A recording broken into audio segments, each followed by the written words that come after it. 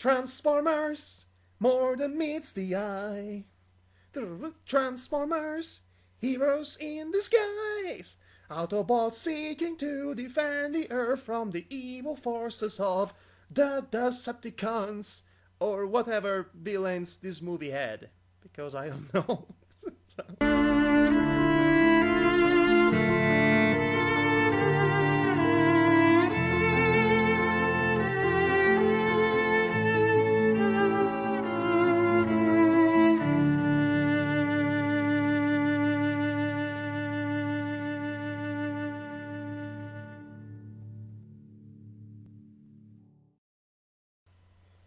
I don't. Have you actually watched The Pain and Gain last year, in 2013? You should have, because honestly, surprisingly, Pain and Gain was one of the best films that year, and it was directed by Michael Bay. You see, here's the thing about Michael Bay. He is being coerced even, to direct the Transformers movie. He is being clear that he doesn't really like or care about Transformers. But when you leave him to do the things he likes to do, he can come out with one of the most no-holds-barred, balls-to-the-wall satires about American culture you've ever seen in a Hollywood film nowadays. Pain and Gain is that. Pain and Gain makes fun of the really misguided ideas of masculinities and self-made importance that Hollywood, of all things, promotes openly, mostly in its summer blockbuster section and all that, and also American culture as a whole. It is also possibly one of the best apologues about human stupidity in general. And my gosh, it is so funny to watch three complete idiots, wannabe criminals, failing at everything because they are so stupid and self-centered. I was kind of poisoned on the reviews, you know. The reviews came in. I was looking forward to seeing it, and then I started reading the reviews, and the reviews were really unfavorable, you know. And it's got a great cast. I mean, The Rock's in it, Mark Wahlberg. You know, he's supposed to have given a decent performance. Let me tell you, The Rock was not a great actor until he was under Michael Bay in this film, because he plays the best role he could possibly play, really. And Mark Wahlberg was so good in being a completely unlikable douchebag, and he really got the role down to the teeth. These three guys, protagonists of Pain and Gain, were practically the three stooges of crime. Okay. And the fact that it was based over a real-life happening, a real-life event that happened it's in true, the isn't it, 90s. the story? Yes, the story is actually true. It only makes Bay's views on humanity all the more nihilistic, but in a productively funny way. The film is really funny. Okay, watching Transformers 4 after watching Pain and Gain gives me a new sense of the scope of Michael Bay as a director. I kind of think he's some sort of an insane genius, and even he might not know about it. Come to think of it. Well, yeah, so I'll give you that. You know, definitely, I'll give you. He doesn't know. Which is the best thing about it. Michael Bay, nobody. The thing is, he did a film that criticizes Hollywood and American culture, and then in 2013 he makes a film that represents Hollywood and American culture as a whole. Yeah. In fact, Transformers 4 is almost like some sort of involuntary satire on Hollywood's way of feeding its summer blockbusters to a really low intelligence audience. It's the kind of it makes fun of the machine. It makes fun of the machine of Hollywood, and again, unintentionally, with all its over bloated action scenes and. But isn't that just indulgence? Character stereotypes and also the only thing consistent about it in this film is the over-the-top tone of it that doesn't let up once it really starts to go up and go up. It goes up and never comes down. And that's the thing about it. It's mindless, over-bloated entertainment that's fed to the masses. And I think and I think it kind of makes fun of the whole concept as a whole. But nonetheless, I think as far as mindless, overbloated entertainment goes, this film is very successful. It's very fun to watch. I mean, let's be honest, Gabriel Gray. Let's be completely honest about this. Okay. Nobody in Hollywood, nobody makes movies like Michael Bay does. Let's be honest about this. Let's be completely... Well, Roland Emmerich does. You know, he just doesn't blow shit up as good as Michael Bay. Roland Emmerich has a better cinematography, but his stories are way too predictable. Well, yeah. And honestly, Michael Bay is like Emmerich going Super Saiyan.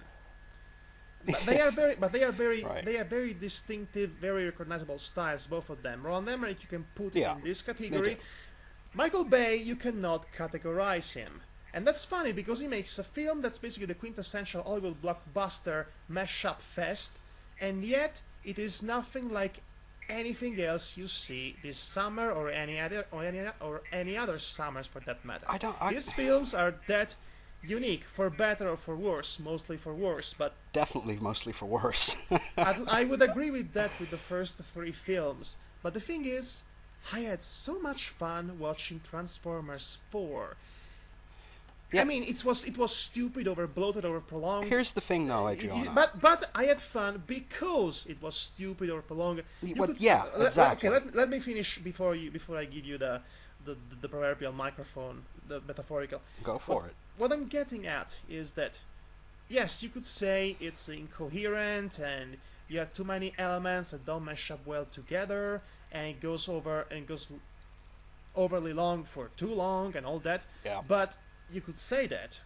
But you could also say... I do say that.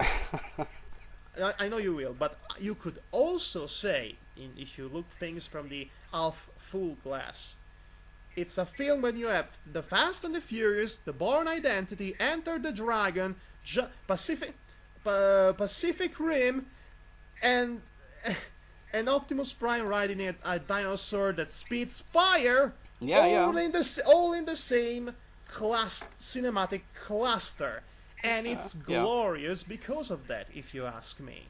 Well, yeah, I'm not going to deny. Listen, here's the thing. Michael Bay, he shoots explosions really well. You know, I mean, he does that better than anybody in the industry. Yeah, he can shoot a million explosions and they'll all look fucking different. But can the viewer themselves differentiate between those explosions? You know, when they're happening every 10 seconds. You know, there was characters in this film where they're built up to be some kind of like co-lead, and then they're just incinerated. Spoilers, everybody. They're just, bye now. You know, you're the best character in the film. I know which character you're talking about, and to be honest, is glorious incineration death is my fourth favorite moment in the film. Yeah, but here's the thing. I think, you think Michael Bay is actually learning from his past mistakes.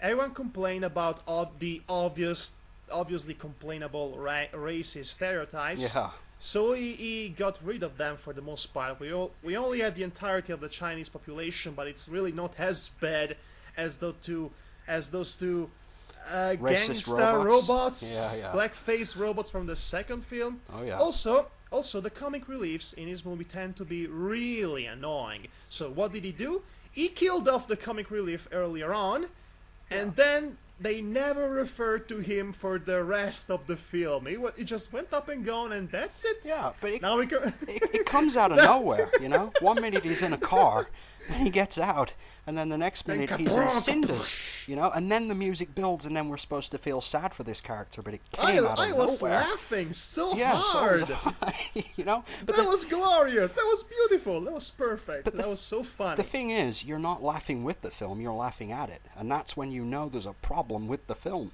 you know? If you're laughing at it... I know, but that doesn't change the fact that you're being entertained by it. You're having a good time. True. It's true. I was having a good time, and to be fair, there were plenty of moments when you were laughing at the film, but there were also, surprisingly, plenty of moments when I was laughing with the film.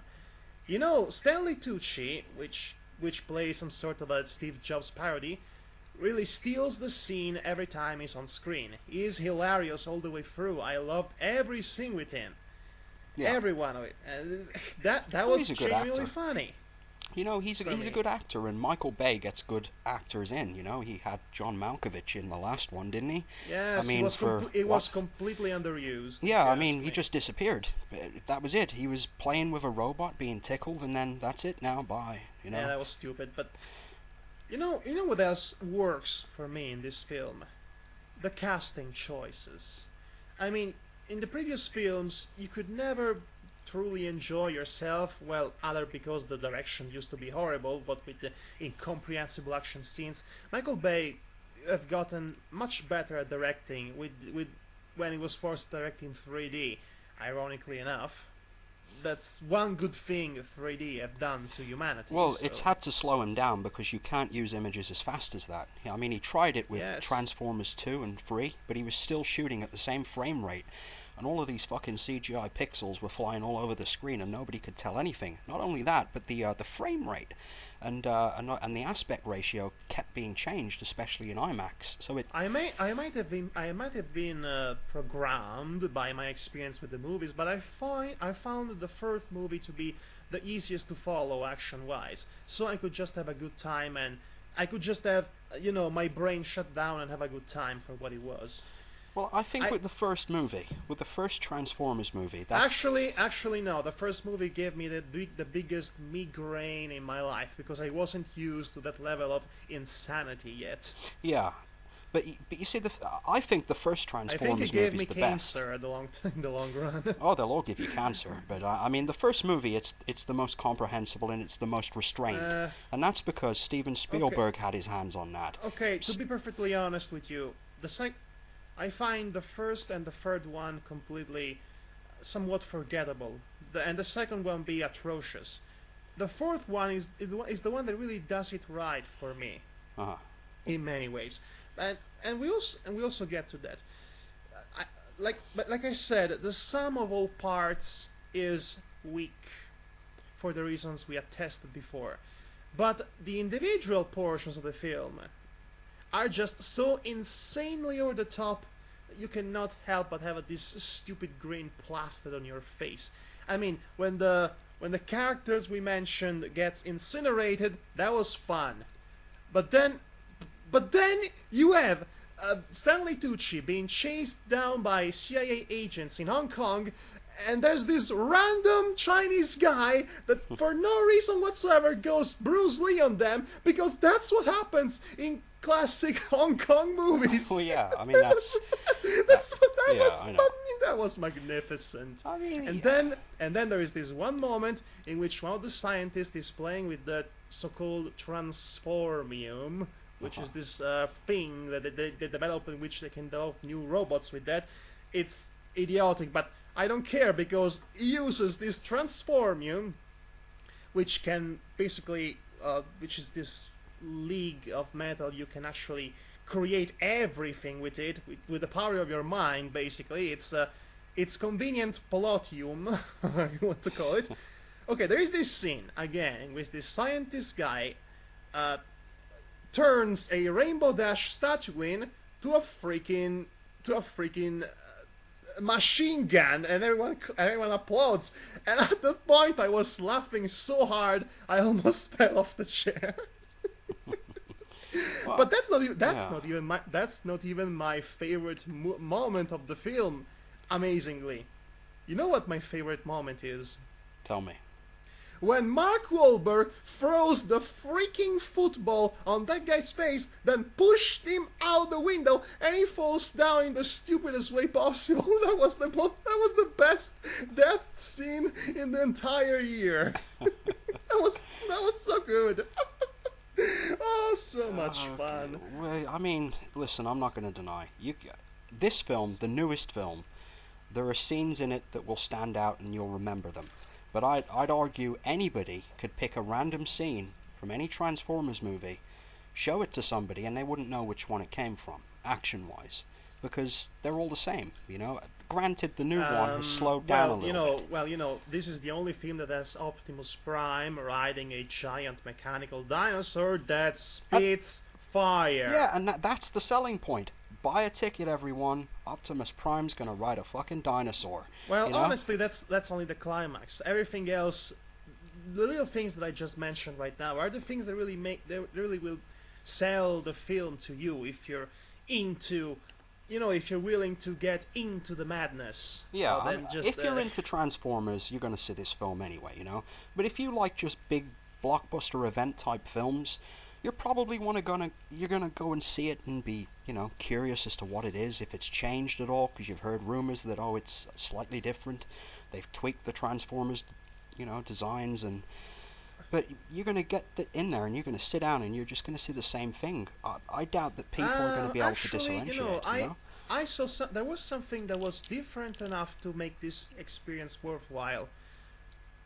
Okay, in the previous films, you could feel that the actors involved in it, especially Shia LaBeouf, didn't want to be in Transformers. They would want to be anywhere else. Yeah.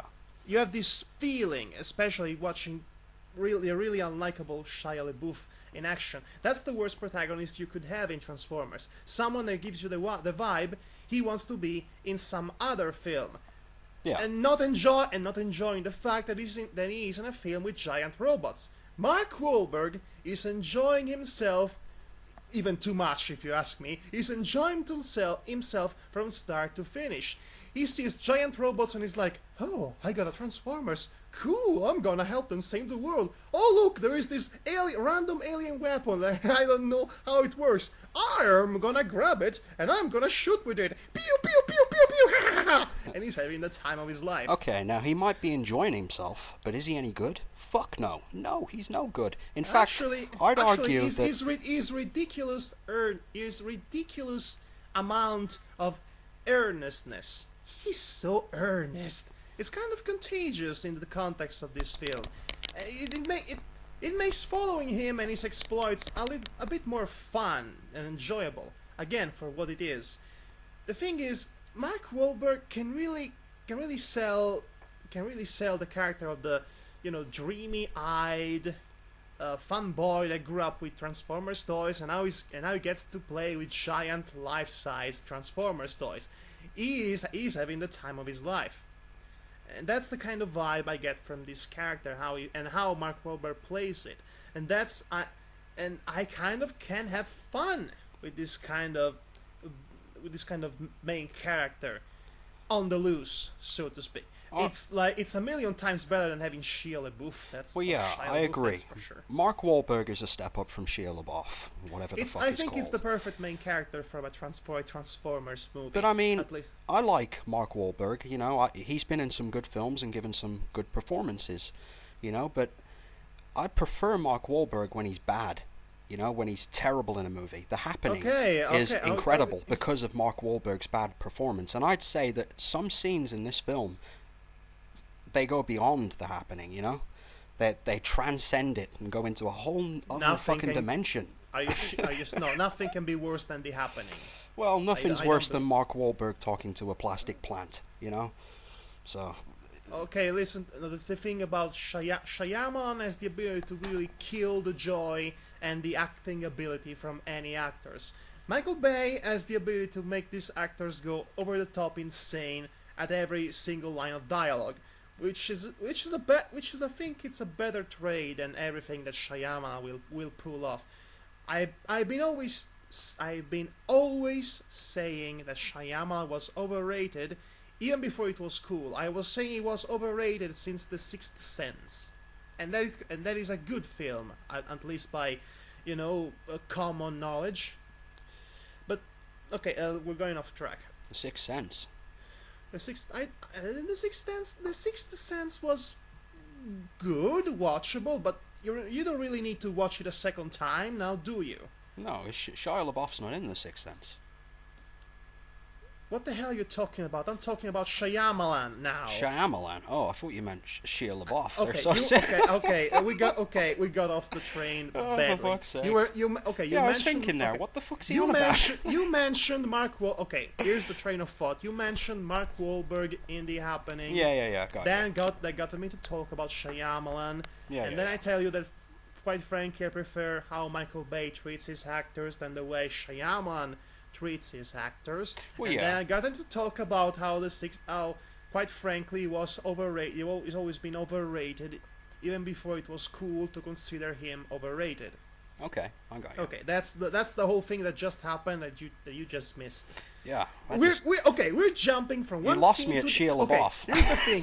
Here's the thing. We're jumping from one scene to the other at breakneck speed, much like a Michael Bay film. Yeah, so well, yeah. that's good, and that's when it gets confusing for someone. Oh yeah, true. Okay. Look. I think I can actually follow everything that Michael Bay throw at me, which was mind blowing to say the very least in this film, because the tone is consistent, because the idiocy of everyone involved, but also the fun of everyone involved is consistent. Like I said, the tone is consistent, and with this one element of consistency, I can hold on to the entire duration of this train wreck of an action summer blockbuster. And I'm going to tell you this: if I were to make a top 10 films of 2014 right now in what day is today? August the. Oh, don't do it. Why are you going to put August, it at number August, one? August the something 2014. Don't do it. I would put Transformers 4 at the 10th spot. At the 10th spot. Well, okay, the 10th spot. Yeah. Of course, because then after that we will have a series of genuinely good films. Yeah. In fact, I would like to say this boldly that summer 2014 has been the best summer for blockbusters in years. I mean, Edge of Tomorrow, good film. Second Planet of the Apes film, Good film. Maleficent, Captain America: Winter Soldiers. Now there is Guardians of the Galaxy, which I'm yet to watch. Fantastic film. You It need to hasn't see come that. out. It hasn't come out yet in Italy, which is where I live. So don't spoil it for me. I won't. And then I'm going to watch How to Train Your Dragon 2 whenever it comes the chance, because I really liked the first one. So this has been the best summer for blockbuster action, if in my book. It's been a decent one, but next year is going to be better, and the year after that will be better. Only because it has the Avengers. That what else is there? Everything that's not the Avengers do too. Well, theoretically, Star Wars is coming out then. Oh but I yeah, doubt it. that one. You know how much I care about Star Wars and the new Star Wars? Zero. Nothing at all. Well, that's how I feel about Transformers: Age of Extinction. And, Instead, Transformers 4 made me actually care for it, because I'm having mindless fun with it, and in my profession, sometimes having mindless fun can be healthy, and I cannot wait what they will to see what random feats of over-the-top amazingness they will come out for Transformers 5. Okay, they better have Optimus Prime riding Princess Celestia, and she's going to throw the sun to Unicron. that would be fantastic. I don't know what that is, but it sounds awesome. Why not? But here's Okay. the thing. I want to ask you a question. Okay, I want to ask you a couple of questions. I was imagining the next film to be a My Little Pony crossover, because why not? Why not? It Okay. would be- Question 1. Okay, and this is going back to Transformers 4. Okay, you ready? I'm ready. All right. What's the name of Mark Wahlberg's character in Transformers: Age of Extinction? What's his name? Cade Yeager. Cade Yeager. Okay. Yes, that's his name. Can you briefly describe how the plot of Transformers 4 is different from its predecessors? Gabriel, I'm going to start this exposition dump by asking you a question. Have you noticed that this is the very first Transformers film that doesn't start off with an exposition dump? No, can't say I have. Okay. Okay, here's the thing. Here's how the film opens, which is something that I really like about it. It opens quietly. It opens with us, the audience, viewing various ships moving towards a direction, and this shot slowly moving away to show the entire fleet, spaceship fleet. Then the title shows up, Age of Extinction and whatever. Then the ships come to this planet filled with dinosaurs, so the audience can assume it was Earth, when the dinosaurs were alive. Yeah, but what happens Then, next? and then there is this. We see a shot of this strange end, which seems to be a bewildering composition of organic matter, flesh, and cybernetics. It pushes a button or something, then bombs are dropped, and they Blow everything up. robotize the entire planet. How is You that know- quietly? That's not a quiet opening, is it? They blow a Because- planet up? No, they did not blow the planet. What I'm saying is, you know what this film is doing in its first few minutes of running time, Gabriel? You know what it's actually doing? That it's something that no other blockbuster does, not even the good ones. It's showing without telling. Yeah, I got you. But it did that It's in the showing. first prologues of the others, didn't it? It tells you. I mean, it shows you everything you need to know that will be important for later on in the film, without actually telling you with the usual exposition dump that we had at the beginning of each and every one of the other Transformers movie, at the beginning of Pacific Rim, even at the beginning of the Avengers. Even the good ones have the exposition dump at the beginning. Transformers 4, for all of its flaws, begins quietly. In that regard, in that there is not an exposition dump. It goes for about a minute without there being explosions. But it was beautiful because It was a let me beautiful tell you- minute. Let me tell you something. Okay. That scene alone helped me pull myself into the film earlier on. I suppose if it started with exposition dump, I would have just rolled my eyes and just be bored about it. But this surprising first scene actually had me genuinely interested in the film. Then we get the transition. We cut off to Cade and his family, and we build up the oncoming action. And when the action begins, it never stops. But up until that point, you're actually into it because they did one thing really, really right for a change, and that's something you would be hard pressed to praise Transformers 4 to do. The one thing that no other blockbuster bothers to do, unless it's called Planet of the Apes, of course, and that is showing without telling. And it blows my mind that it's in a Michael Bay's Transformers film, but it shows that he's been learning. I mean, by this rate, Transformers 5 can be even better. I think you're being overly positive on it. You know, I don't think that, you know, just because he opens a movie that's quiet for at least a minute, And that he's learned. Because of that, and it's no small feat, I can actually remember most of the story, and I'm actually a bit hyped for things that are about to come. I am hyped to know who these creators are. That the Autobots, specifically Optimus Prime, are to fight clearly in the following movie, Transformers 5. I liked Lockdown. He had a nice design and a nice personality as far as villains in this franchise went, and I like to think what the possibilities I could do with these creators, how they look like, because they've been hinting to us how they look like without revealing them to us. So they created some hype for the oncoming events. And the story is not good in the slightest, don't get me wrong, but because of this beginning, I am at least partially invested in it, which is more than you can say for all the other Transformers movies put together. Do you see what I'm going with this? I see what you mean. I mean, but you could argue that about Prometheus, but it doesn't mean that Prometheus is a good film. You know, it's incomplete. I actually didn't bother to watch Prometheus, but I'm going to trust your opinion on that.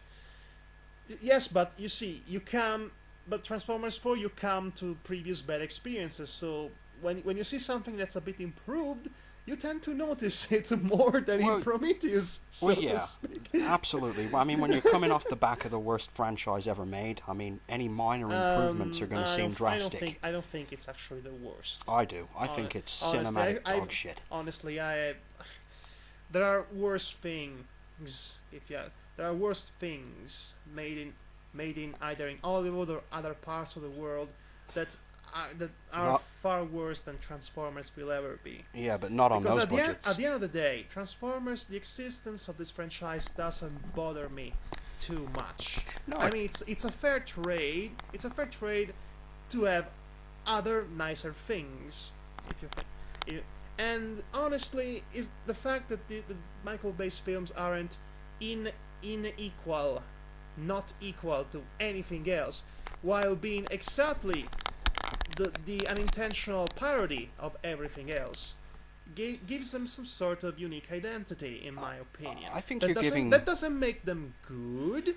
In fact, the fourth again is the only one I actually liked, and for mostly ironic reasons.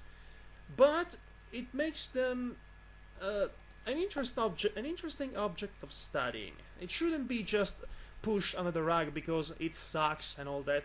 They should be studied to fully understand what goes in them. Alright, I'm going to give you my perspective now, right? And I don't think anybody studying a Michael Bay Transformers film is going to learn anything except for, send themselves crazy. Michael Bay is best behind the camera. He's best being chief camera operator. That's where his skills lies. He's not a good director. Arguably, he's never made a good film. I haven't seen Pain and Gain, so I can't count that, so I can't speak on it. But everything I've seen of Michael Bay... Trust me on that. Well, yes. I trust your judgment on that. I will have to see it, but I can only go by what I've heard on that. But I can tell you from what I've seen that there's no subtlety in anything that Michael Bay does. All of his shots are at dusk, the golden hour. You've got close-ups of chicks' asses. You've got general racism. Actually, there was far less of there were far less risky shots in this film. Actually, they haven't sexualized much the only girl in the cast, mostly because she was supposed to be minor. Yeah, but he introduces her with a shot of her ass, doesn't he? I quite frankly don't remember that. Yeah, trust me, I remember that part. But honestly, my mind was too wrapped up on the beer, on the imaginary beer drinking game. For every time you see a low shot angle of a character when a character comes in to scream or gets out of a car, and you have this low camera angle that basically shows their crotch. There's nothing more that Michael Bay likes than having a girl drape herself over a fucking motorbike or a car at dusk. Bending over with a close-up of her ass. That's what he likes most. Subtlety is not Michael Bay's forte. It never was. No, it's not. And all the things that made me the satire, the so-called satire, the satire in Pain and Game is also not subtle, but it's inflammatory. Let me tell you about it. When Michael Bay actually has something meaningful to say about something, he's not going to be subtle about it. He's going to be overblown about it. But he's going to make it a satisfying experience for the viewer. At least, again, you should watch Pain and Gain. Transformers 4... I mean, you can say anything about it, but that will never change the simple fact that I enjoyed it. And honestly, as bad as it was, at the end of the day, that's the best you could hope out of a Transformers movie nowadays. I completely disagree. Enjoyable. I completely disagree. I think that you could get pull in any director out of Hollywood and you'll get a better product than that. These films cost extraordinary budgets. I have to disagree with that. Hold on a minute. You know what's worse than Michael Bay? Who? All the thousands, hundreds of thousands of Michael Bay imitators that roam around. I mean, I will not accept you saying that Michael Bay is worse than Brett Ratner. He is. He's fucking Kevin Red Dragon's Smith. a good film. Red Dragon is actually a good film. Quite frankly, there Hour's are a fun film. other directors worse than Michael Bay, and I think Michael Bay is actually better than you give it credit for. Again, you had to watch Pain and Gain. You had to watch that film might change your own perception of Michael Bay. Well, here's the thing. Everybody says it's Michael Bay's fault, but he is forced to direct the Transformers movie. And you know why these Transformers movies get made in the first place? He signs a contract. He isn't forced to direct them. He does it because of the money. He has to direct them. because that's the only way you could direct something like Pain and Gain. That's the classic trade-off every director in Hollywood has to get. Tim Burton has to direct something horrible, some horrible adaptation, so he can direct the films he likes. Now, of course, even if films he likes to make are horrible nowadays, and I really hate Tim Burton more than Michael Bay, let me tell you something, for completely different reasons, but what I'm saying is that at the end of the day, the reason why these films are made, it's because of us. It's because people go watching them. You want to yell against the machine, Gabriel. You need to remember that the machine is for the pigs. There, amnesia 2 reference. What are you talking about? Yell against the machine? No, I was doing Amnesia 2 reference. The machine being Hollywood and the pigs being the audience. That's the metaphor. Okay. Oh, well, I thought we were talking about Transformers. Metaphors are too deep for me. I'm talking about Transformers here, bro. And what I saw. Transformers could be Transformers. Maybe 30 years from now, Transformers 4 will be reinterpreted as a satire of Hollywood as a whole. For all you know, it could very much happen.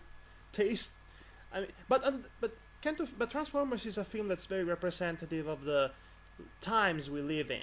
I think you're giving Michael Bay far too much credit for being clever when he's just I'm not saying Michael Bay is clever. He isn't. I'm not saying he's clever. I mean, he might be clever when he directs Pain and Gain, mind you.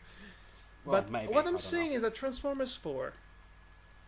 The thing about the only thing clever about Michael Bay directing a Transformers 4 is that it gets it's completely unintentional. It's become an completely unintentional parody. It's a mess. It's still kind of a mess, but it can be enjoyed for what it is. Michael Bay is not clever when directing Transformers 4, mind you, but he's not the worst director that ever existed. That's some sort of a stigma critics like to do to basically exercise their snarky remark, because Michael Bay basically gives them work in that regard. Let me tell you, at these kind of budgets, on these scales, Michael Bay is the worst director ever to grace Hollywood at the budget he's working at. Undoubtedly. Look at how expensive these films are. Actually, in that regard, the worst director will be whomever directed Food Fight. What's that? Oh, okay. It's a $65 million motion capture animated film in which the motion capture looks worse than in a flash animation from 1995. Okay, got you. So in proportion, that will be the worst in directing. Well, what was the budget of Transformers 4: Age of Extinction? $250, $300 million? Yeah, I'm talking about proportions. I'm talking about results compared to the initial budget in proportion. Well, yes. You know what the proportion is. Honestly, Transformers 4 spent a lot of money, which got back immediately in one weekend, because people go watch these films. So why should anyone bother to change anything if the pigs like what they're eating? Well, yeah, and I'm including myself, because I too go watching it, because I'm just too curious to see what new brand of insanity will Michael Bay come out in his film, and I was really satisfied with this. You know why I'm not interested in watching the new Teenage Mutant Ninja Turtles film? How come? Because it's not even directed by Michael Bay. It's produced by Michael Bay, which means the director that will try to imitate Michael Bay is going to direct this film. So it's going to be even worse than anything Michael Bay could direct. Yeah, it's Jonathan Liebesman, the guy that did that movie Battleship. So he's pretty much a Michael Bay clone. We know it's going to be terrible, but it's not going to be so terrible it's enjoyable like a Michael Bay film can be. It's just going to be tedious. So which is even worse. Being tedious and unengaging is even worse than playing bad film, because playing bad films can at least be still entertaining. Yeah, there's nothing better than watching a bad film. But the thing is, Transformers films, to me, they don't go to the level of bad that makes them entertaining. They're just bad. They're just not good. Actually, like I said, Transformers 4, I laughed at the jokes. I laughed even harder at the serious moments. I laughed at every moment. I had fun. I was engaged in it. So it did the job for me. As bad as you claim it is. So I think it's garbage. But the thing is, I'm not saying that the people that go to see these are wrong, because there's a film for everybody. Cinema's subjective. But what I'm saying from my personal perspective is that I've never seen Michael Bay put in a good film. I've never seen it. I think arguably once again, I am the closest telling you, he's got to is Armageddon. But I've got to see Pain and Gain. I don't know. I'm only going by reviews. Armageddon was the most boring, catastrophic film I've ever seen. I mean, after the other meteor asteroid film of the same year, Deep Impact, which everybody remembers only because Morgan Freeman was president in that film. I like Deep Impact. I thought that was pretty good. But yeah, I mean, here we go. I mean, Transformers 4. If you like Transformers, you're going to go and see it because Optimus Prime's got a fucking fire sword and he's riding a dinosaur. You're going to go and see it. If you don't like it, you're going to watch it anyway because you have to make fun of it. Well, not really. You'll probably be curious, If you've seen the others, the chances are you're going to see this one because, well, I'm in for the ride now. Might as well get through it, And that's the way I look at it. Allow me to be completely cynical. Everybody's going to watch this film regardless because there are those who genuinely enjoy the films. There are those who just want to go see mindless explosions, and there are those who watch big blockbuster bad films so they can make fun of them on the internet. So that's why everyone goes to see Transformers 4, and that's why these films keep being made. Like I said, it's a machine for the pigs. But you said earlier that you think that Michael Bay's the perfect director for a Transformers film. So you think he's a better director? I didn't exactly say that. Don't paragraph something I haven't said. I said that's the best thing.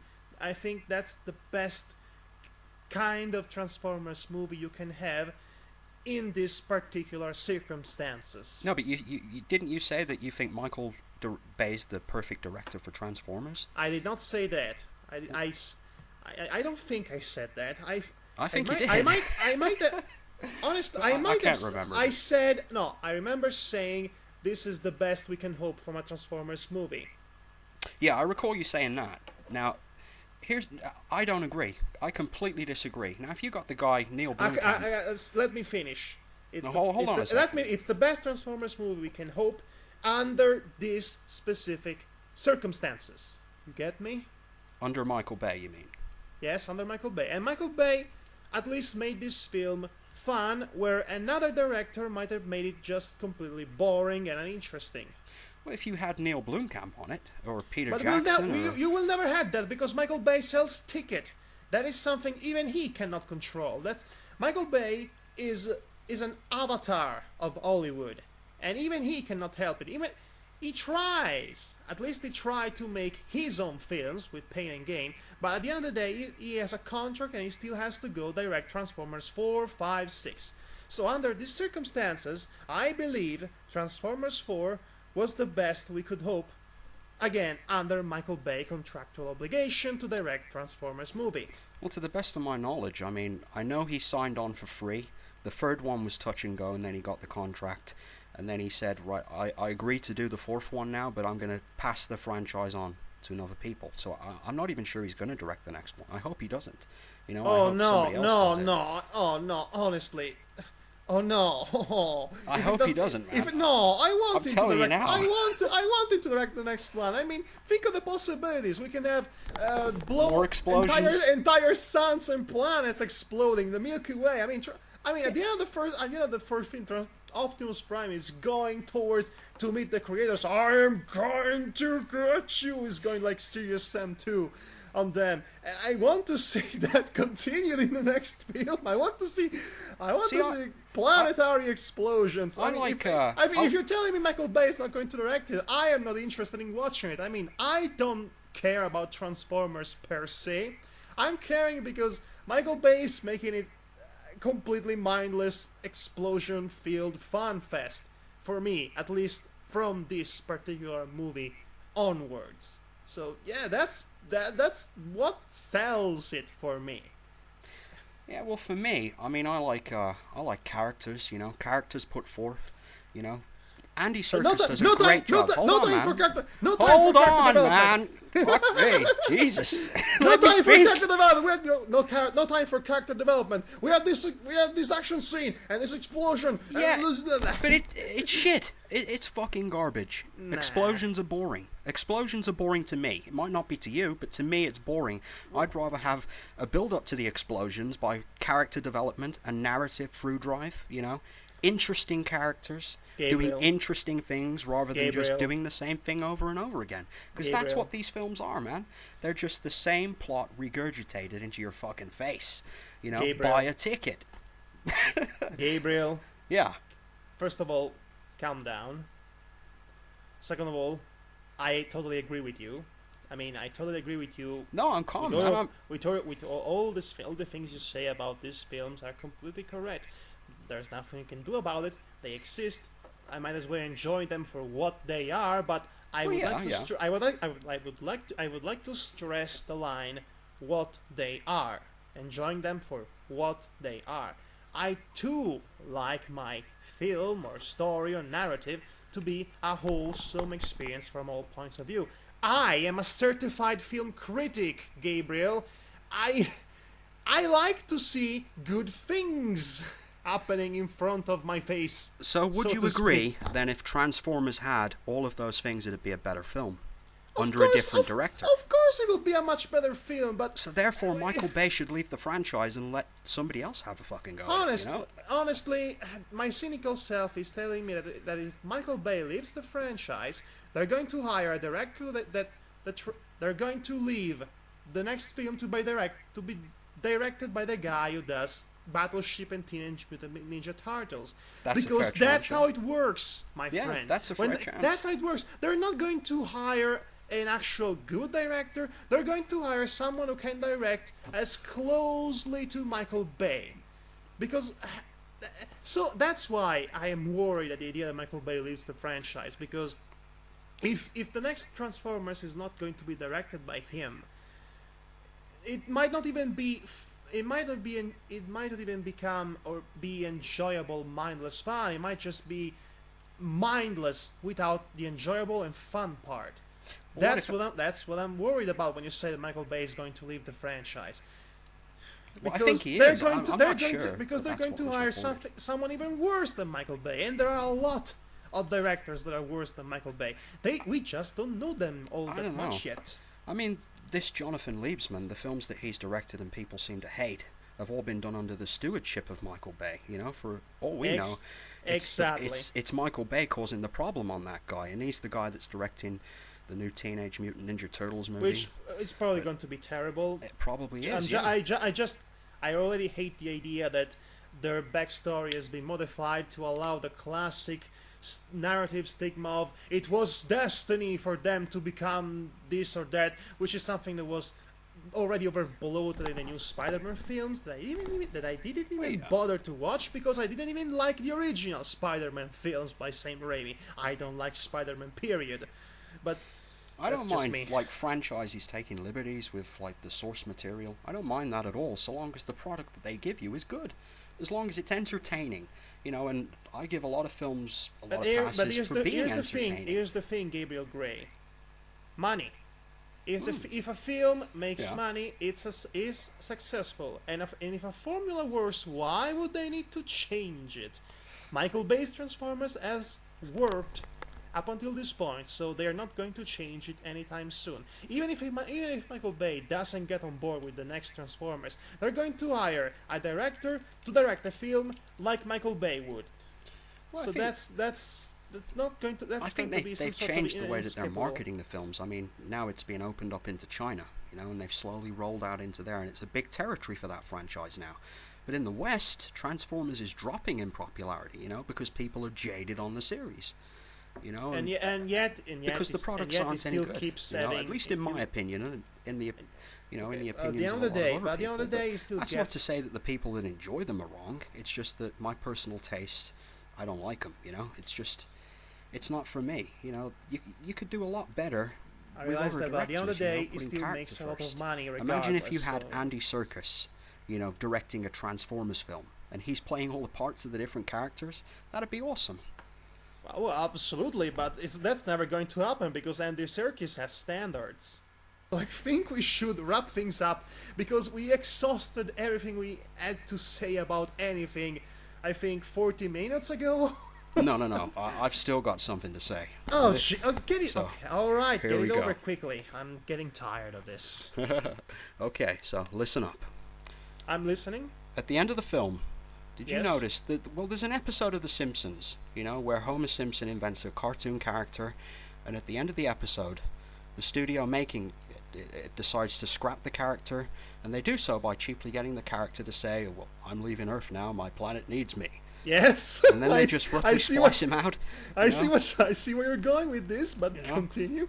And then, cut to me seeing Transformers 4 in the cinema, and that's the exact ending they did. Optimus Prime, he turns into a rocket and he blasts off into Yes, fucking that was space. completely out of nowhere. When did Yeah. he ever get the freaking jetpack? He learned to fly, didn't he? And wouldn't that power have come in a lot handier at the beginning? Think about that. I know. I love So- that. I love that. It's so stupid. Yeah, exactly. And he says something dumb like, "I'm going to find the Autobots and we're going to go somewhere to some I am planet." coming for you, creators. I am Peter Cullen or something. But you Yeah. know what? You know a funny thing, Gabriel Gray?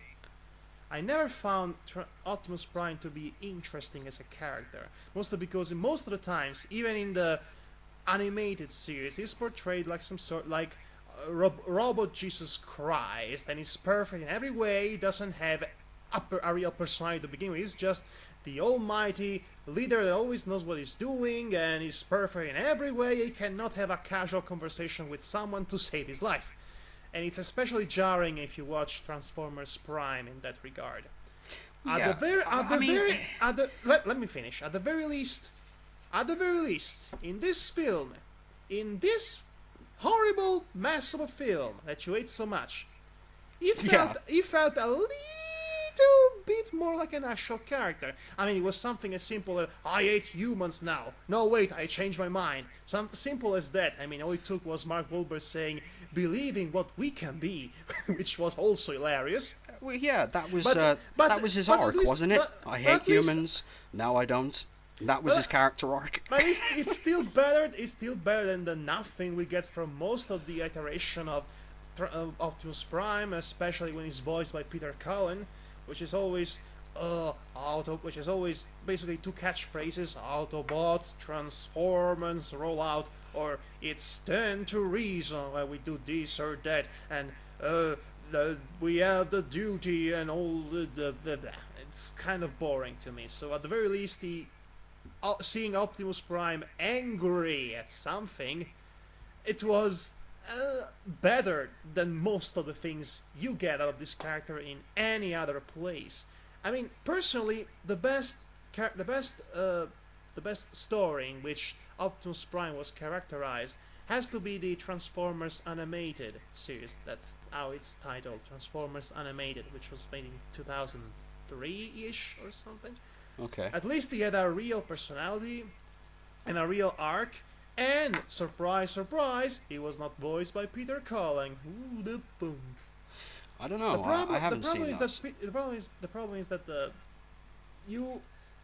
everyone is so fixated on the idea that Optimus Prime has to be this and that and has to be voiced by Peter Cullen, and they pretty much let him define Optimus Prime as a Mary Sue, and that's what he is most of the time. I know I'm going to get a lot of hate for this, but I don't care. I really don't like Optimus Prime, generally speaking.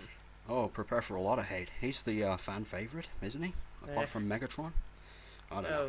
I'm not really into the franchise. I mean, I knew of it back in the 80s. I knew it was a thing. I never actually cared for Transformers. I mean, yeah, it wasn't a thing for me. I preferred Rock Lords. Remember those? It was like little. No. As a child, I used to watch Animaniacs, Tiny Toons, Inspector Gadget, Freakazoid, many anime, including Sailor Moon and Dragon Ball Z, and at some point something else, but lots of stuff. Come to think of it, I might have watched Watership Down when I was 2. Come to think of it, imagine that scene in which the dog slaughters the bunnies. Watching that when I was 2. That's nice. Definitely scar you for life. Also, Animal Farm. Which one? Whoa there. Which one? Which Animal Farm's that? The animated the British animated adaptation of Animal Farm. No, it's not the one I'm thinking of then. Yeah. I believe it isn't. But anyway, getting off track again. We should conclude this. I mean, again, do we have a clean slate? Did we erase all? Did we brought up all the things that we thought to say about this or that thing, about this or the other thing, about Transformers 4? Are we clear? Is there anything else you want to add? Save your money, man. Spend it on your kids, spend it on yourself, but don't spend it on Transformers and Michael Bay. You know, it's the only way they're going to learn not to make these movies. You should have told that to the world in 2007.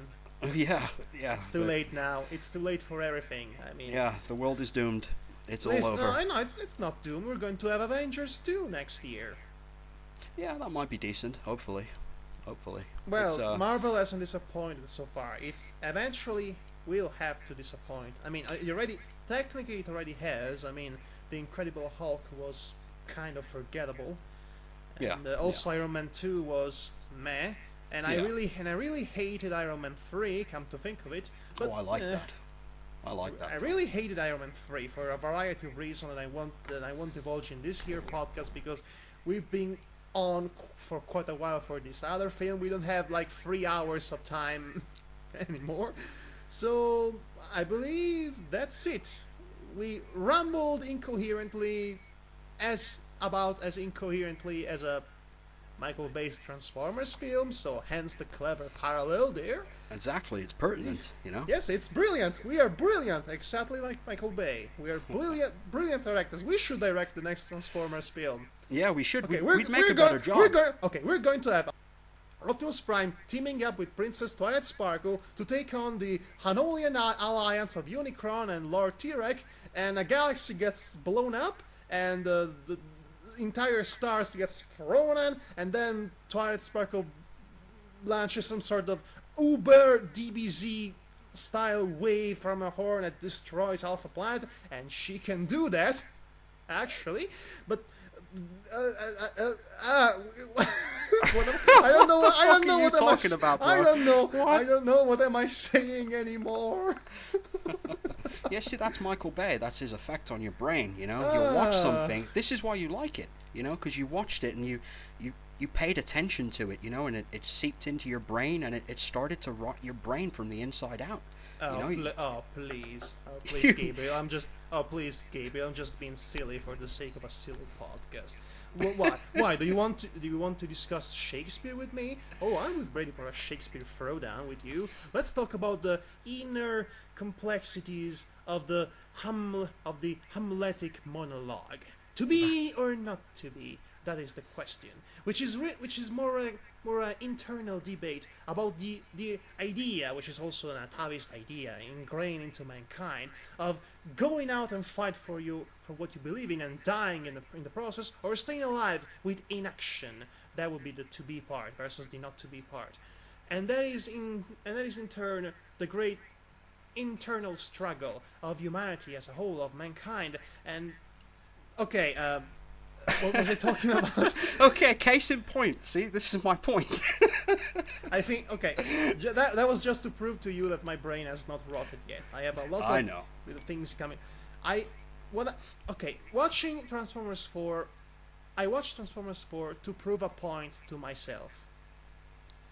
And the point was, I too can enjoy stupid things. Good night, everybody. Good night. And take care. Transformers, more than meets the eye. Transformers, heroes in disguise. Autobots seeking to defend the Earth from the evil forces of the Decepticons.